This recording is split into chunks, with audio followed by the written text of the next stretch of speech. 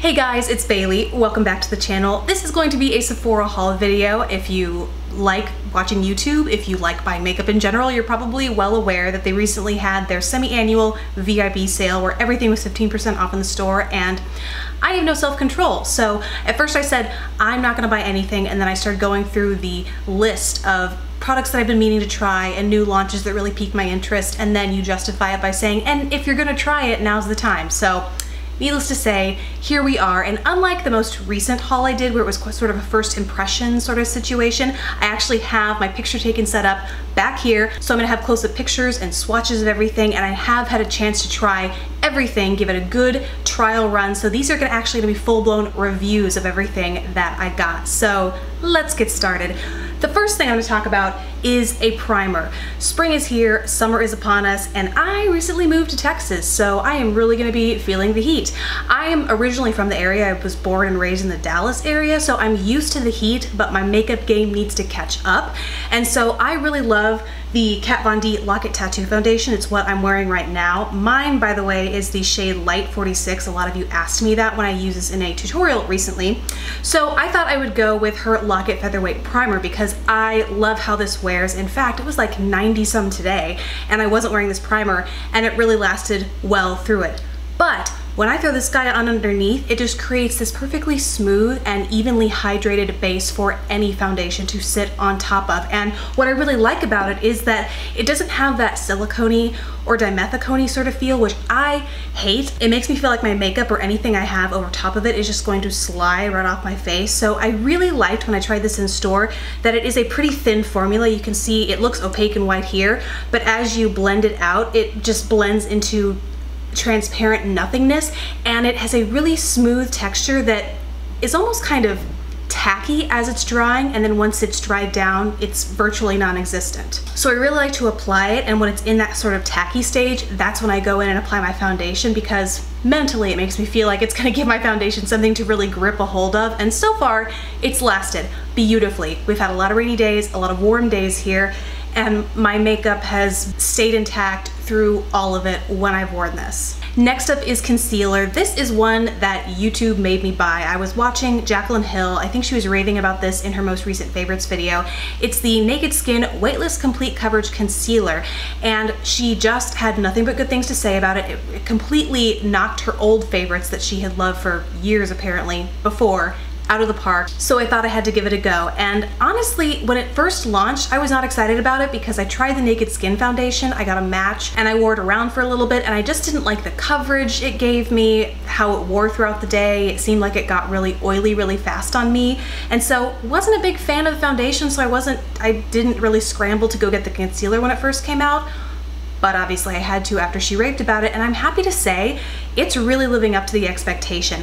I thought it was going to be a very thin texture similar to the foundation, and it's not. It's a little bit thicker, a little more creamy, and has way more coverage. So I'm currently wearing it in my under eye area. As a reference, by the way, my shade is light neutral, which is perfect for my under eye area. I would need to go a shade darker to the probably medium neutral, I think. There is a fair, I think there is a shade below this, which is nice, but I need to go a shade up to cover the rest of my face, but I stuck with the light. It's working beautifully in my under eye area. I would say it's a nice balance of coverage and hydration without being overly hydrating, because by comparison, my holy grail is the IT Cosmetics Bye Bye Under Eye Concealer, which a lot of you guys, it didn't work for because it is super hydrating. It almost doesn't dry down. It kind of maintains a sheen to it, and so you really have to powder it to keep it from sinking into fine lines and caking up, especially in the under eye area. So if you've tried both the waterproof and regular formula of the IT Bye Bye Under Eye and still haven't had any luck, you might want to go for this, because I find it gives coverage that is just as full,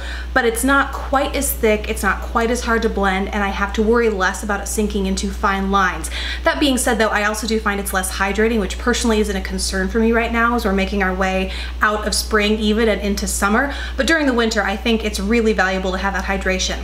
In the meantime though, this has been a really great concealer for me. Next up is the NARS Dual Intensity Blush, and I got the Duo in Craving. I absolutely love this eyeshadow formula, and so when I heard they made them into a blush formula, had to give it a try. This one actually looks kind of like a highlight contour duo, which I think would definitely work for fair, light, and maybe light medium skin tones, because even as you use this kind of bronzy color wet, it really just intensifies the opacity and it doesn't really make it any deeper. It stays the shade no matter what. It's the opacity that really changes. Either way though, these perform beautifully, both wet and dry. The way I like to do it is, well, dry, it's kind of obvious, but if I use it wet, I'll just take a setting spray and I will spritz my brush, swirl it in one or both of the shades, and apply it like that. Although I really do like the bronzy shade here, the highlight is what suckered me in. It is a beautiful pearlescent cream shade, but it has a slight pinky purple shift that really comes out when you wet it. Basically, though, I am in love with the formula just as much as I was with the eyeshadows, which is good news for me and not for my wallet, because these are not cheap by any means, so I will definitely be saving up for more. The biggest problem though is where to start, because there are some amazing, beautiful looking duos out there. On to the Kat Von D Shade and Light Eye Contour Palette. This bad boy made a huge splash right after and even before it launched, and so it was one of the first things that I knew I wanted to check out when this sale started. One thing I was worried about though is that it would be just another matte palette.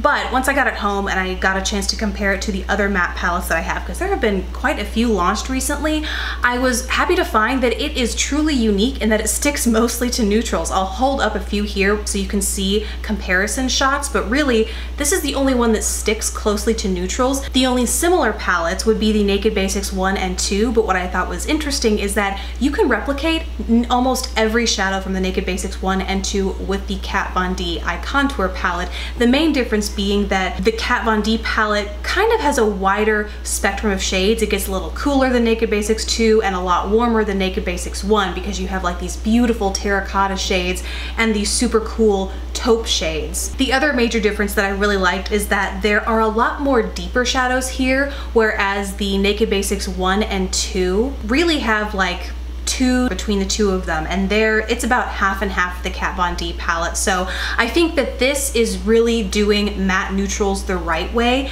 and you can do it all with one palette. You don't need two tinier little palettes to achieve the same look. Beyond the shade comparison though, I feel like I should also mention that the shadow quality here is great. I have the Monarch palette and the Interstellar palette, and the shadow quality and color payoff is just as consistent here as it is with the other two, which I mean, I really would expect from Kat Von D. She makes a really good palette. And just when I thought I was done, I remembered that there is a brand that I've been wanting to try for ages, but because it's online only with Sephora, I never think to check it out, well, because I can't, in store. So it's never at the front of my mind. I remembered this time though, and so I picked up some goodies from the brand Ardency in. So first up, and I love them all right off the bat, I mean, spoiler alert, the first of which is the MODSTER Manuka Honey Enriched Pigments in the shade Heaven. Even though it says pigments, it's really a pressed eyeshadow format, but the color payoff is like a pigment. This is what I am wearing on the center of my lids right now, and it's this beautiful kind of cool antique-y gold with a high shine metallic finish.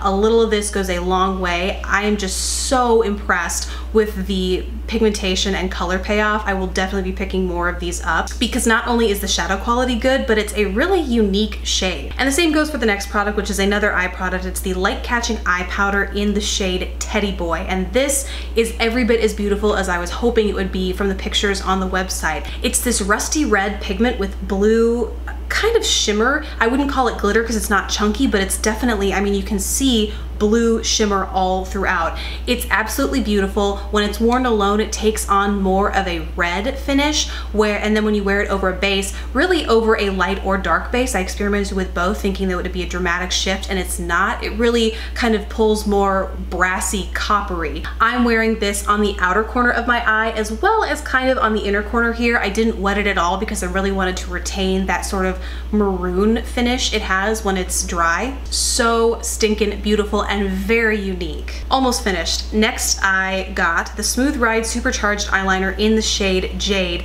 This is another one that the description sounded really unique. It's a matte jade green, which is so unusual for an eyeliner, I think, to be matte and colorful, and he has a ton of colors within this liner range, and this was actually in one of those like best of Sephora kits, so I figured it had to be an amazing formula. So I picked this up. It's true. It's very similar to, has a very similar consistency to the Urban Decay 24/7 eyeliners. I would say it's even a little bit more creamy, and given that it's a matte eyeliner, that's really saying something. The lasting power here is amazing. I wish I could have worked it into this look today because the pigmentation is just stellar. But given that it's spring and summer and those brights are definitely going to be coming out more often, I'm sure I will be wearing it soon, along with the next bright product and the last product, which is the Long Play Lip Vinyl, and mine is in the shade Club Remix. It's basically the super hot pinky fuchsia. It comes off just as bold on the lips as it looks in the tube, and this is a really unique formula as well. It has a glossy sort of consistency and look. It has a glossy finish, but the pigment itself stains your lips and it doesn't retain any sort of tackiness at all. It's very, very long lasting, whether you are eating or drinking. The finish, like I said, it's gonna wear off, but the pigment itself stains your lips, so you're gonna come off like after, you know, 4 or 5 hours of wear, you're still gonna have beautifully bright pink lips. And which is not like a deal breaker completely, but it has the really unique, like the doe foot applicator that hugs your lips. It's like a modified doe foot. I thought this was really nice because it's such a bold color. This kind of helps you get a more precise application without having to whip out your lip brush. So that was really nice as well. Really, really impressed with everything I got from Ardency, and I have a feeling that come the next sale, if I can even wait that long, I will definitely be buying some more because the quality and the unique shades are just fantastic. So that is everything I got in my most recent Sephora VIB haul. I'd love to hear what you guys got and your thoughts on everything you got in the comments below. In the meantime, that's it. Thank you so much for watching. Please don't forget to subscribe if you haven't already, and I will see you in the next video. Bye.